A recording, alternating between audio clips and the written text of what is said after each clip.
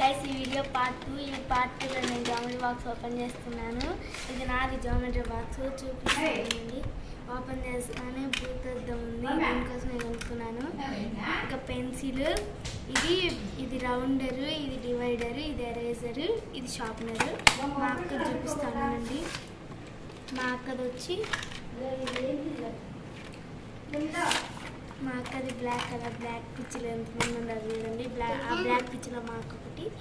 ఇంకా భూగద్దం తప్పితే ఈ రెండు వచ్చాయి: sketch, black ink, pencil, divider, rounder, వికాస్, ఎరేజర్, ఇంకా ఇది షార్ప్నర్.